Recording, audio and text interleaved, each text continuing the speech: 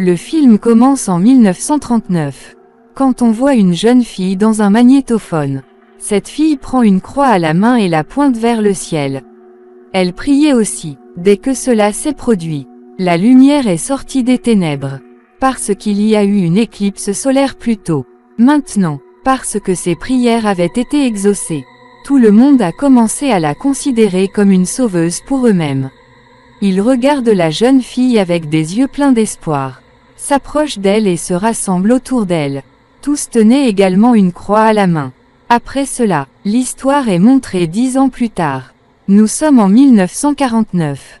Nous voyons une sœur nommée Narcissa, qui vient dans une église avec ses affaires. Elle constate qu'il y a beaucoup de traces de balles sur l'église. Ensuite, une autre sœur religieuse, qui était la religieuse en chef ici, a emmené Narcissa à l'intérieur. Elle dit qu'après la guerre, alors qu'ici régnait la paix et la tranquillité, les anciens de l'église avaient quitté cet endroit. Parmi les personnes âgées, il n'y a que moi, une sœur et la mère supérieure. Aujourd'hui, cette église a été transformée en école et en foyer pour les enfants pauvres. Les enfants des pauvres viennent ici pour étudier et vivre. Maintenant, Narcissa rencontre la mère supérieure, qui dirige cette école et cette auberge. Narcissa regarde la photo de la même fille dans cette pièce, que nous avons vue au début. En fait, cette fille n'était autre que sœur Narcissa. Au cours de leur conversation, nous avons appris que Narcissa était venue ici pour enseigner aux enfants. Parce que récemment, une sœur avait quitté l'école, mais personne ne savait où elle était soudainement allée. Désormais, Narcissa se voit attribuer une pièce où elle garde ses affaires. Mais sa valise n'avançait pas. Quand elle a vérifié, il y avait une boîte là-bas. Lorsqu'elle l'ouvrit, il y avait une lettre, une photo d'une sœur et une paire de ciseaux. La photo portait également le nom de cette sœur, qui est Socorro. Prenant sa photo à la main, Narcissa prend le nom de sœur Socorro. Dès que cela se produit, la chaise devant elle se met en mouvement et tombe avec un bruit. Puis quelqu'un devant la porte commence à frapper fort. Bien que Narcissa ouvre la porte et regarde, elle n'y voit personne. Mais oui, elle voit une marque sur le mur devant sa chambre, qui n'y était pas auparavant. Mais elle l'ignore et vient dans sa classe pour enseigner aux enfants. Elle parle d'elle-même aux enfants et commence à écrire son nom au tableau. Et maintenant, dès que Narcissa a écrit son nom, tous les enfants ont commencé à avoir peur. Ils commencent à marmonner quelque chose. Rosa, une fille, a tellement peur que ses excréments sortent. Après les cours, Narcissa vient voir Rosa et lui demande, « Quand j'ai écrit mon nom au tableau, pourquoi toi et tous les enfants aviez-vous peur ?» Mais avant que Rosa puisse dire quoi que ce soit, sa sœur jumelle refuse de dire à Rosa qu'elle n'a rien dit à Narcissa. Maintenant, quand Narcissa est arrivée dans sa chambre, elle a vu que la marque sur le mur, que j'avais vue auparavant, avait maintenant un peu plus augmenté. La nuit, quelqu'un y a tracé une autre ligne, mais Narcissa n'y prête toujours pas beaucoup d'attention. Plus tard, la mère supérieure lui a montré l'album, qui contenait également des photos de ses sœurs et moniales décédées alors qu'elle travaillait là. Il manquait une photo dans l'album, et Narcissa comprend que cette photo manquante doit être celle de sœur Socorro, celle qu'elle a trouvée dans la pièce. Elle revient dans sa chambre, et il commence à regarder la photo de sœur Socorro. Une fois de plus, la chaise commença à bouger et tomba avec le bruit. Comme avant, quelqu'un a commencé à frapper bruyamment à la porte. Elle écoute attentivement, mais il n'y a personne. Maintenant, elle commençait à penser que cela devait m'arriver par erreur. C'est pour ça qu'elle a commencé à se battre. Parce que dans leur religion, on croit que si vous vous battez et vous punissez, vos péchés seront effacés. Regardons maintenant toutes les filles qui dormaient dans la pièce voisine. Une fille se réveille parce qu'elle doit aller aux toilettes. C'est pourquoi elle dit à Rosa de l'accompagner. Maintenant, Rosa entendait des bruits étranges venant de l'extérieur.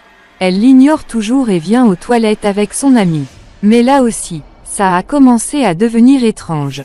Soudain, le robinet d'eau s'ouvre tout seul. Toute la baignoire est pleine. L'eau commence également à trembler violemment. Mais soudain, toute l'eau disparaît quelque part. Puis Rosa trouve les cheveux coupés de quelqu'un dans la baignoire. Elle regardait les cheveux. C'est alors qu'elle sent la présence de quelqu'un.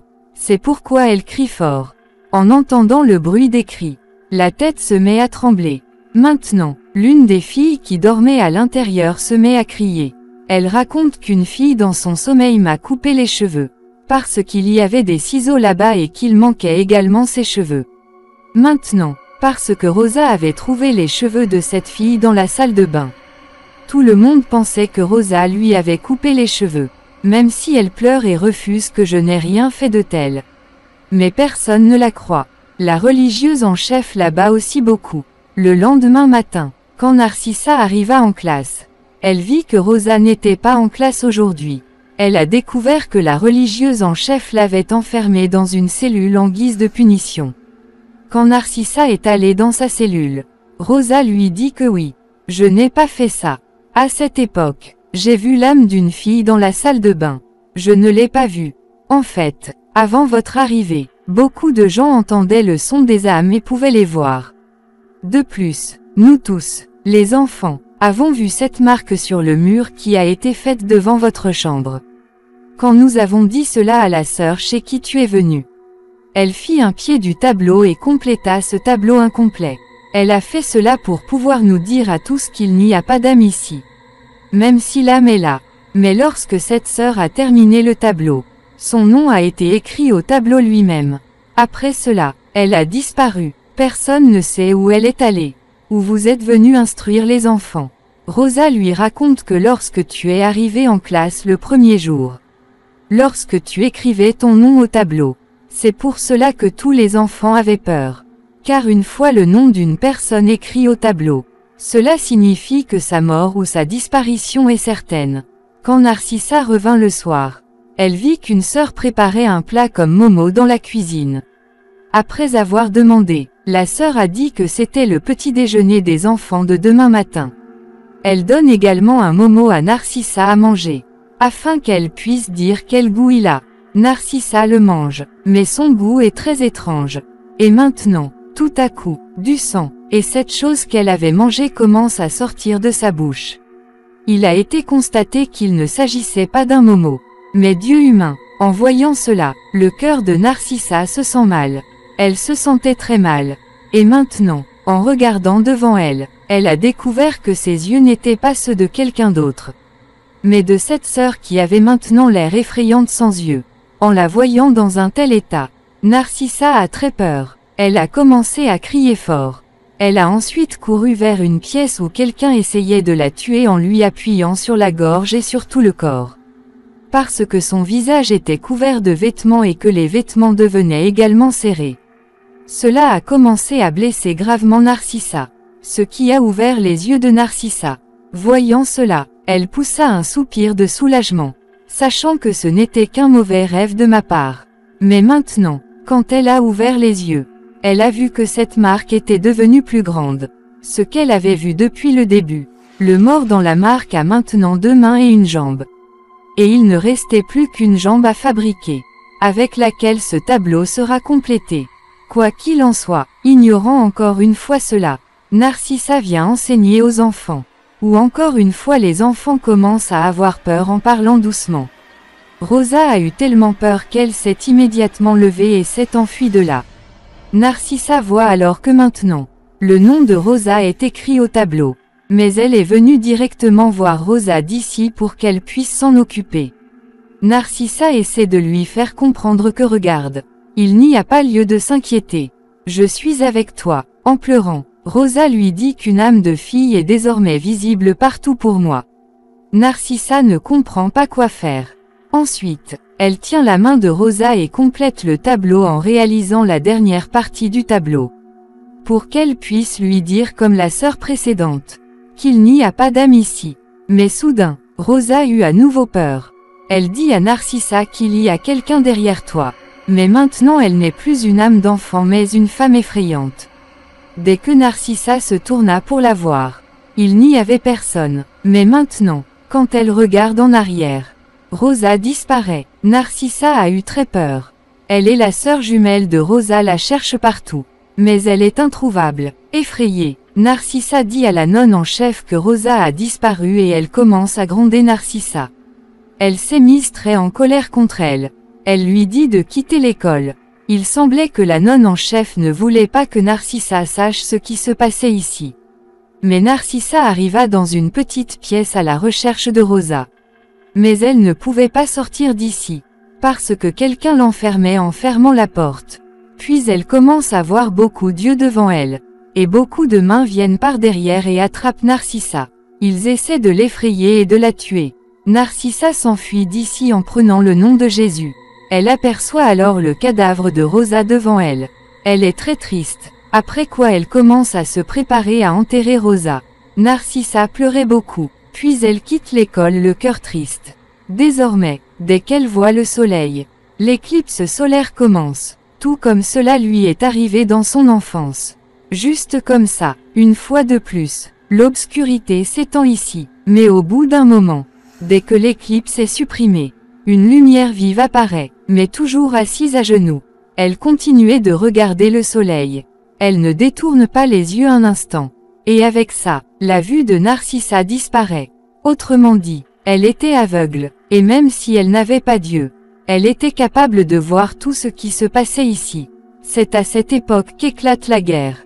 Narcissa voit que pendant la guerre, des voleurs étaient entrés dans cette église. Un voleur a fait beaucoup de mal à la pauvre sœur Socorro. En voyant cela, Narcissa se sentit si mal qu'elle commença à crier. En entendant le cri, tout le monde savait à présent que les yeux de Narcissa avaient disparu. C'est pourquoi ils l'ont amenée et mise dans la pièce.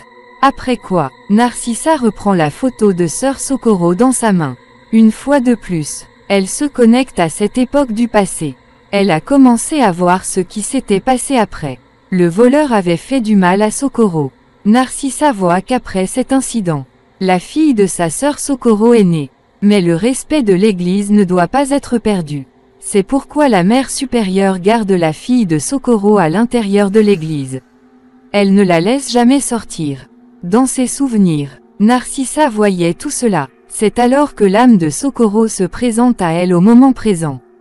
À présent, Narcissa avait également appris à quel point l'injustice s'était produite avec sœur Socorro dans le passé. C'est pourquoi elle tient la main de sœur Socorro avec pitié. Dès qu'elle lui tient la main, Narcissa vient avec Socorro dans le passé, où elle a vu que la fille de Socorro avait grandi. Un jour, cette fille a une forte fièvre, mais la mère supérieure, la religieuse en chef et l'autre sœur ne l'emmènent pas chez le médecin.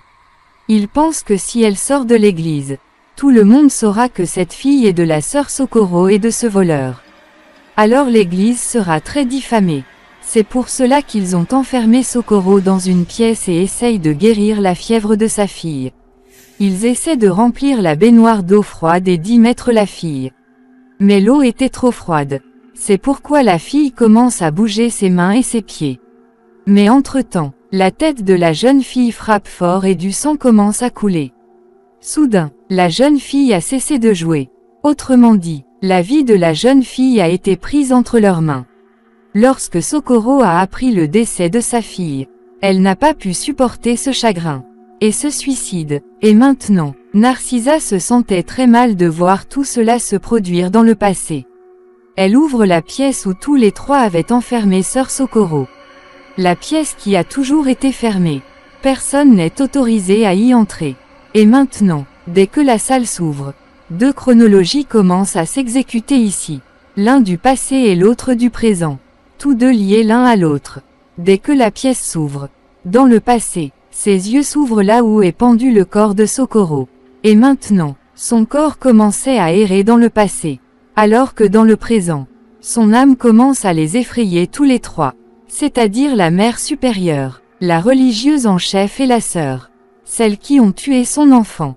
Dans le passé, Socorro brise le visage de la nonne en chef d'une manière étrange. Ce qui la tue. Maintenant, dès que la religieuse en chef meurt ici, elle meurt aussi dans le présent. Dans le passé, Socorro s'adressait à la mère supérieure. Elle tient son visage et le laisse tomber dans la baignoire. De même, dès que la mère supérieure meurt dans le passé, elle est également tuée dans le présent. Et puis Socorro tue également la troisième sœur. De cette façon, Socorro les a tués tous les trois et s'est vengé de sa fille. Et la chaise qui tombait encore et encore dans la chambre de Narcissa était en fait Socorro essayant de lui faire un signe. Alors que Rosa voyait l'âme de sa fille. Il y a une paix et une tranquillité totale dans l'école. Autrement dit, tout était normal, tout à fait bien. Cette école était sûre à tout point de vue. Car dès que la vengeance fut achevée, c'est-à-dire après la mort de la mère supérieure et de la religieuse en chef, personne n'a vu ce signe, ni Socorro et l'âme de sa fille. Et maintenant, la scène change d'ici et arrive après 40 ans, c'est-à-dire en 1991. Là, cette école paroissiale était devenue assez grande et bonne. Les nouveaux étudiants venaient ici et étudiaient, qui était maintenant dirigée par Narcissa, où elle était devenue assez vieille. Mais elle enseignait toujours aux enfants. Avec cela, l'histoire de ce film se termine ici.